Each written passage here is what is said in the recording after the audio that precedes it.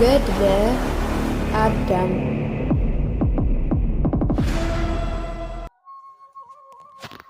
ምዕራፍ 11 ክፍል 2 ከእርሱ በኋላ የአሚናብ ልጅ 58 ዓመት ነገሰ፣ ሞተም። ከእርሱ በኋላ የነሰያም ልጅ 70 ዓመት ነገሰ፣ ሞተችም። ከእርሱ በኋላ አውስዮስ 70 ዓመት ገዛ። እግዚአብሔር ለኃይለኛው ለሶምሶን ልጅ አሳልፎ ሰጠው፣ ገደለውም። ኃይለኛው ሶምሶን ተነሳ፣ በእስራኤል ልጆች ላይም 20 ዓመት ነገሰ። ከዚያ በኋላ የእስራኤል ልጆች 12 ዓመት ያለ ገዥ ነበሩ። ካህኑ ኤሊ ለ40 ዓመት ያህል የእስራኤል ልጆችን መግዛት ጀመረ፣ እርሱም ሞተ። ከእርሱ በኋላ ሳሙኤል በእስራኤል ልጆች ለ20 ዓመት ገዛ፣ ሞተም።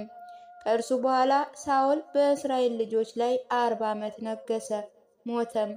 ከዛ በኋላ ዳዊት 40 ዓመት ያህል በእስራኤል ልጆች ላይ ነገሰ፣ እርሱ ሞተ። ከእርሱ በኋላ ልጁ ሰለሞን ተነሳ፣ በእስራኤል ልጆችም 40 ዓመት ነገሰ። በምድር ላይ ብዙ ድንቅ ነገሮች አደረገ። ከእርሱ በፊት ከነበሩ ነገስታት ሁሉ ጥበብን አበዛ። በዚያ ዘመን እግዚአብሔር ጥበብን የመላበት ብዙ ተአምራትን ያደረገበት ዘመን ነው። ታገለግለው ዘንድ መርከብንም ሰርቷልና ሰፌር እስከተባለች ሀገር ሄደ። የተደረደረ ወርቅንም ያዘ፣ ወደ ኢየሩሳሌም አመጣ። በመንግስት ዘመንም ታላቅ ሰላም ሆነ፣ መደንገጥም አልነበረም። በእርሱና በዱር ንጉስ በኪራም መካከል ሰላም ነበር። ይህ ዳሩ በተባለች ሀገር 500 ዘመን የነገሰ ነው። ንጉስንም ከንጉስ ሰለሞን ጆሮ እስከ ነገሱ ሴዴቅያዊስ ነበረች። ከዘመኑ ከዓመቶቹ ብዛት ከነገስታቱ ታላላቅ የተነሳ ኮራ። እኔ አምላክ ነኝ እንጂ ሰው አይደለሁም አለ። እግዚአብሔር ክፉ ስራውን ተመለከተ፣ በንጉስ ናቡከደነፆር እጅም አሳልፎ ሰጠው፣ ገደለውም። ሰራዊቱም አጠፋ፣ ገንዘቡንም ወሰደ። እኛ ግን በምግባራችን እናስረዳችኋለን። ሰለሞን በየቀኑ ይሰጣቸው ነበር። ከሴቶች ከሚስቶቹ ብዛት የተነሳ በቤቱ ቆርሶ በተበላ 30 መስፈሪያ ደቆት ይጋገር ዘንድ ያደርግ ነበር። የስንዴ ደቆት መስፈሪያ አይበቃም ነበር።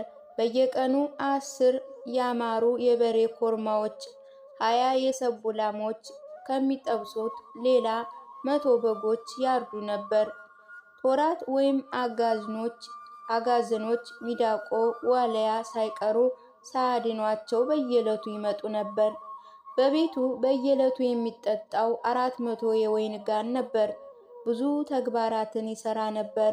በዚች ታላቅ መንግስት ሁሉ በጥበብ የነገሰ እርሱ ነፍሱን አልጠበቀም። ልቦናው ሴትን ወደ ወደደ አዘነበለ እንጂ የፈጠረውን ይህችን መንግስት የሰጠውን ማምለክ ታወ፣ ኃጢአቱንም አበዛ። በዚህ ክደቱ ጥፋቱ የተነሳ ሞተ። ከእርሱ በኋላ ልጁ ሮብዓም 17 ዓመት ነገሰ፣ ክፉንም አደረገ። በዘመኑ ብዙ ዝሙት ወይም በደልን ሰራ። እግዚአብሔርን ፈጥሮ መንግስቱን ከእርሱ ቆረጠ። ሮብዓም በነገሰ በ5 ዓመቱ የቤተ መቅደሱን ነዋያ የወሰደ ሰው ሱስቃም የሚባል ንጉስ ወደ ኢየሩሳሌም መጣ። የንጉስ ሮብዓምን ሀብቱን ሁሉ ማረከ። የዳዊት ቤት ወገን ሁሉ ማረከ። ወደ ሀገሩም አፍልሶ ወሰዳቸው። እርሱ ተመካ። አይሁድንም አላቸው፣ ከእናንተ የማረኳቸው ስራዎች ወይም ነዋያን እስከዚህ ቦታ ድረስ በመምጣት አባቶቻችሁ የማረኳቸው የአባቶች ገንዘቦች ናቸው። እነሆ እኔም ከእናንተ ወሰድኩ አላቸው። ሮብዓም በክህደቱ ሞተ። ከእርሱ በኋላ ልጁ አብዮስ በእስራኤል ልጆች ላይ 1 ዓመት ነገሰ። ዳግመኛ እርሱ በአቤሴሎም ልጅ በእናቱ በማልያ በአባቱ ምግባር መንገድም ሄደ። ስለዚህ ብዙ ክፋት ተግባራትን አደረገ፣ ሞተም። ከእርሱ በኋላ ልጁ አሳፋ በእስራኤል ልጆች ላይ 40 ዓመት ነገሰ። በእግዚአብሔር ፊት ቅን ፍርድን፣ እውነትን፣ መልካምን ሁሉ አደረገ። በዘመኑ የነበሩ ጣዖታትንም ሰበራቸው፣ መሰረታቸውንም ከምድረ ገጽ አስወገደ። የረከሰች እናቱ ሃኖንንም ወሰዳት፣ ከሰገነቱ ወደ ታችም ጣላት። በዝሙት በበደል እንዳለችም ሞተች። ከዚያ በኋላ አሳፋ ይወጋ ዘንድ ጥቁር የአንዲናዋ ንጉሥ አልዓዛር መጣ። እግዚአብሔር ለአሳፋ እጅ አሳልፎ ሰጠው፣ አሸነፈው። ከዚያ በኋላ አሳፋ ሞተ፣ ልጁ ኢዮሳፍጥ ነገሰ። ዳግመኛ እርሱ እውነትን፣ ቸርነትን በእግዚአብሔር ፊት አደረገ። በዘመኑም እግዚአብሔርን ደስ አሰኘ። ኢዮሳፍጥ ሞተ፣ ልጁ አርማም ነገሰ። የእግዚአብሔርን ትእዛዝ ተላለፈ፣ ሕጉንም ታወ፣ ለጣዖታትም ሰዋ። ዘንበሬም በእርሱ ላይ ነገሰ፣ ወጋውም፣ በክህደቱ ሞተ። ልጁ ዮስያም ነገሰ። በመተላለፍ እግዚአብሔር በጠላቱ እጅ ሰጠው፣ ገደሉትም። በሞተ ጊዜም እናቱ በመንግስቱ ልጆች ላይ ሁሉ ተነሳች፣ ገደለቻቸው። እኔ ከዳዊት ቤት ወይም ወገን መንግስትን እወስዳለሁ አለች። የአራም ንጉሥ ልጅ ዮሳቤትም ተነሳች፣ አግራግርንም ይዛ በየቀሩት በነገስታቱ ፊት ገደለችው። በገደለች ጊዜ ፈራች። ከእርሷ ጋር ያሉትንም በአልጋ ውስጥ ሸሸጉ። ጎቶልያ በእስራኤል ልጆች ላይ ነገሰ፣ ሞተም። የእስራኤል ሕዝብ ቀሩ፣ በእኛ ላይ ማንን ንጉሥ ታደርጋላችሁ አሉ። ታላቁ ካህን ዮዳይን ይህንን ሲነጋገሩ በሰማ ጊዜ ሁሉንም አይሁዳውያን በእግዚአብሔር ቤት ሰበሰባቸው። 100,000 ሆነው እስኪገቡ ድረስ ቆየ። ካህኑ ዮዳም ከእኔ የምትፈልጉት ምንድን ነው? በዳዊት ቤት ይነግስ ዘንድ የምትወዱት ማን ነው አላቸው። ስልጣኑ ያንተ ነው አሉት። ካህኑ ዮዳም ተነሳ፣ በርስያንንም ያዘው፣ ከእርሱ በፊት አደረሰው። ይህ ሊነግስላችሁ ይገባል አላቸው። ሕዝቡ ወደዱት፣ ወደ እግዚአብሔር ቤት አመጡት፣ በንጉስና ወንበርም አስቀመጡት። ሕዝቡ ሁሉ ተደሰቱበት፣ ሀገሪቱ ሁሉም ጸጥ አለች። ንጉሱም 30 ዓመት ያህል በኢየሩሳሌም ተቀመጠ።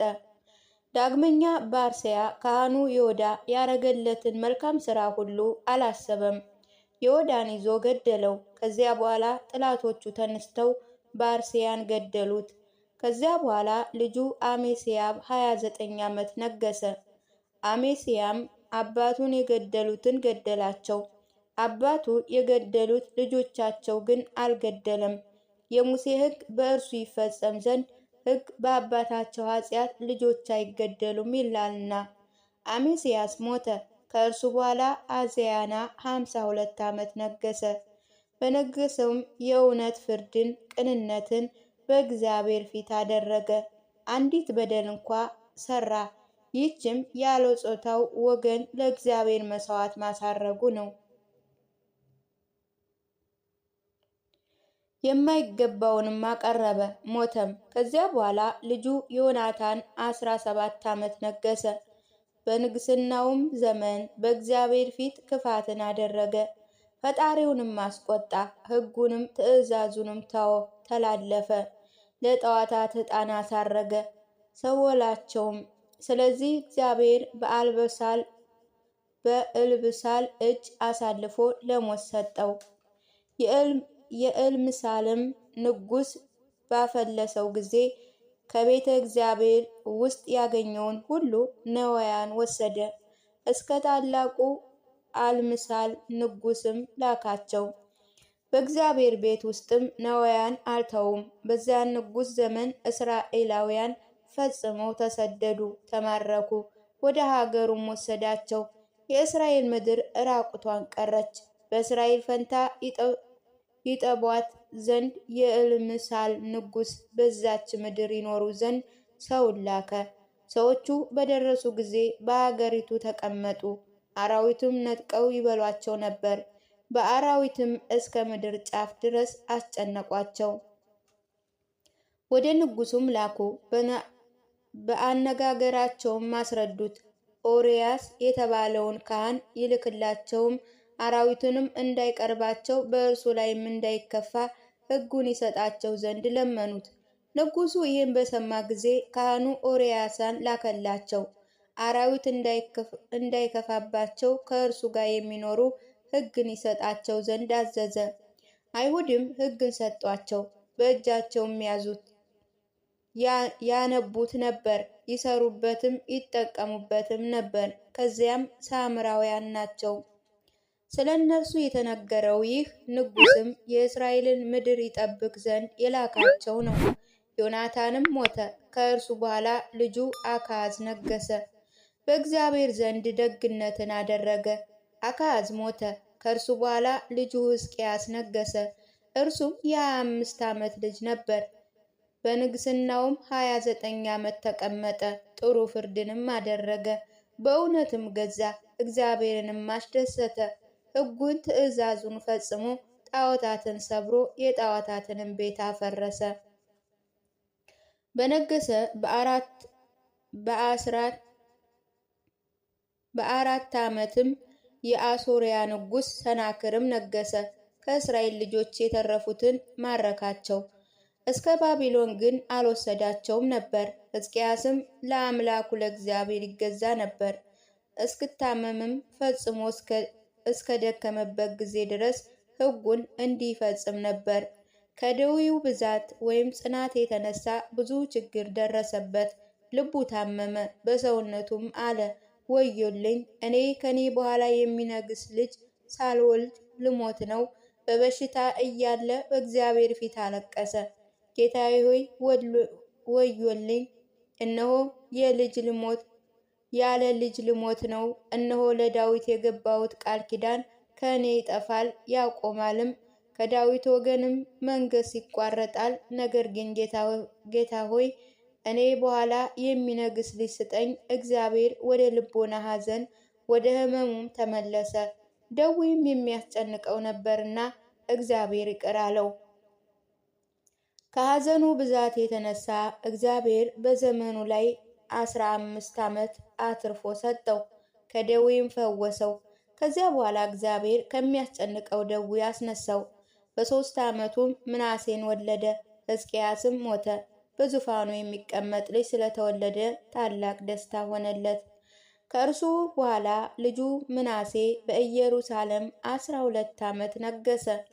ታላቅ ክፋትም አደረገ። የኢየሩሳሌም ሕዝቦች ለጣዖት ይሰግዱ ዘንድ አስገደዳቸው። የእግዚአብሔርንም ትእዛዝ በተላለፈ ጊዜ ነቢዩ ኢሳይያስ ወደ እርሱ መጣ። ስለሰራው ክፉ ሥራ ተቆጣው። ምናሴ በእርሱ ላይ ተቆጣ። ነቢዩ ኢሳይያስን ይይዙት ዘንድ ኃይለኞችን ክፉዎችን የሆኑ ሰዎችንም ላከ። በዱር እንጨቶች መካከል በእንጨት መጋዝ ከእግር እስከ ራሱ ይሰነጥቁት ዘንድ ለአራዊትም ይጥሉትና ይበሉት ዘንድ ማዘዘ። እንዲሁም አደረጉበት። ኢሳይያስም የ101 ዓመት ሰው ነበር። ለሰውነቱ ያለው ልብሱም ከፍየል ፀጉር የተሰራ ስቅ ወይም ማቅ ነበረ። ዘመኑን ሁሉ ሰኞ ሰኞ ይጾም ነበር። ምናሴ ሞተ። ከእርሱ በኋላ ልጁ አሞጽ ነገሰ። በእግዚአብሔር ፊት ክፋት አደረገ። እርሱ ወንዶችና ሴቶች ልጆችን ለጣዖት አሳርጓልና። አሞጽም ሞተ። ከእርሱ በኋላ ልጁ ኢዮስያስ ነገሰ። በነገሰ ጊዜ 8 ዓመቱ ነበር። በነገስታቱም 22 ዓመት ተቀመጠ። በእግዚአብሔር ፊት ቅንነት እውነትን አደረገ። ሙሴ በገዳም በምድር በዳ እያለ ካደረገው በቀር እስራኤል እንደሱ ማድረግ ያልተቻላቸው የእግዚአብሔር ፋሲካ አደረገ። ይህ ንጉሥ ኢየሩሳሌምን ከክፉ ሁሉ ያነጻ ነው። አንካሳው የግብፅ ንጉሥ ፈርዖንም በቀርሜሎስ ኢዮስያስ ገደለ። ከእርሱ በኋላ አካዝ 3 ወር ነገሰ። ፈርዖንም አካዝን በሰንሰለት አስረው ወደ ግብፅ ምድር ላከው። ከሞተ በኋላ ወንድሙ ኢዮአቄም 11 ዓመት ከነገሰበት በ3 ዓመቱ በናቡከደጸር ወደ ኢየሩሳሌም ሀገር መጣ። እግዚአብሔርም በኢዮአቄም እጅ አሳልፎ ሰጠው። ኢዮአቄምም በትእዛዝ ስር ነበረ። ይሸነግለው እጅ መንሻም ይሰጠው ነበር። ታሞ ሞተ። ከእርሱ በኋላ ወንድሙ ኢኮንያን ነገሰ። 3 ወራት ያህልም ተቀመጠ። ናቡከደነፆር መጣ፣ ኢኮንያንንም ሰራዊትን ሁሉ ማረከ፣ ወደ ባቢሎን ላካቸው። በመጀመሪያው ምርኮ የማረከው ኢዮአቄም ነው። ሚስቱ ነቢይ ዳንኤልን ጸንሳ ነበር። ሌሎች ታላላቆች ከኢየሩሳሌም ወደ ባቢሎን ማረከ። የዳንኤል እናት ባቢሎን መንገድ ወለደች። ዳግመኛ የኢኮንያ ልጅ አናንያ፣ አዛርያ፣ ሚሳኤል በኢዮአቄም የመጀመሪያ ምርኮ እንዲሁ ተወለዱ። ኢኮንያም ሞተ። ከእርሱ በኋላ ሴዴቅያስ 11 ዓመት ነገሰ። እርሱ በእስራኤል ልጆች በይሁዳ ሁሉ የነገሰ ነገስታት መጨረሻ ነበር። ከእርሱ በኋላ መንግስት አልቀረላቸውም። ለሴዴቅያስ 11 ዓመት ሲፈጸም ንጉሥ ናቡከደነፆር መጣ። የኢየሩሳሌም ሰዎችን እስከ ምዕራብ እስከ ኤፍራጥስ ወንዝ ድረስ እስከ አባይ ወንዝ አፈለሳቸው። አርን ምድር በዳ አደረጋት፣ በእርሱም አቃጠላት፣ በእሳትም አቃጠላት። 500 ዓመት የነገሰ የኦር ንጉሥ ኬራማንም ገደለው። ከዚያ በኋላ ናቡከደነፆር ወደ ግብፅ ወረደ፣ ፈርዖንን ገደለው፣ ሰራዊቱንም አጠፋ። ሀገሩ ግብፅም ምድር በዳ አደረጋት፣ ኢየሩሳሌምንም ያዛት፣ የእርሱም አደረጋት። እግዚአብሔር ሴዴቅያን በእጁ ሰጠው፣ በጣዖታቱ ፊት ይዞ አቀረበው፣ ሕዝቡ ፊትም አቀረበው። ያለ ርኅራኄ ልጆቹን በፊቱ ገደሉት። ይዘውም ዓይኑን አሳወረው፣ እግሩንም በሰንሰለት በዛንጅር የእግር ብረት አሰረው፣ ወደ ባቢሎን ወሰደው።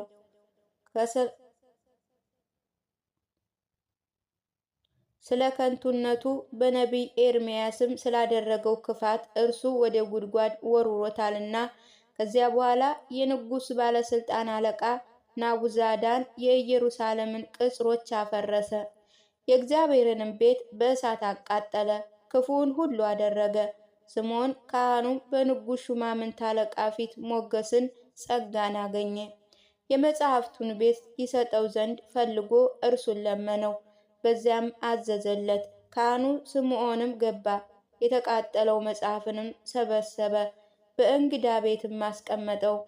ታላቁ ካህን ስምዖን የብረት ማዕጠን ያዘ፣ ፍምም አደረገበት፣ በውስጡ ንጹሕ ዕጣንም ጨመረበት። በውስጡ የመጻሕፍት አምድ የተቃጠሉ መጻሕፍት ባሉበት ቦታ በእንግዳ ቤትም ሰቀላ። ኢየሩሳሌም እንደ ጫካ ምድር በዳ አደረጋት። ኤርምያስም 20 ዘመን ሳለ ኢየሩሳሌም እያለቀሰ ኖረ። ከዚያ በኋላ ነቢዩ ኤርምያስ ወደ ምድር ግብፅ ሄዶ በዚያ ሞተ። ነቢያት፣ ሐዋርያት፣ አበዋን፣ ጻድቃን፣ ሰማዕታት የወለዱ የአባቶቻችን የአዳምና የእናታችን ሔዋን ጸሎታቸው፣ በረከታቸው፣ የይቅርታ ልመናቸው ከሊቃነ ጳጳስ አለቃ ከሕዝበ ክርስቲያኖች ከንጉሥ ነገሥታት ሁሉ ይሁን ለዘላለሙ አሜን።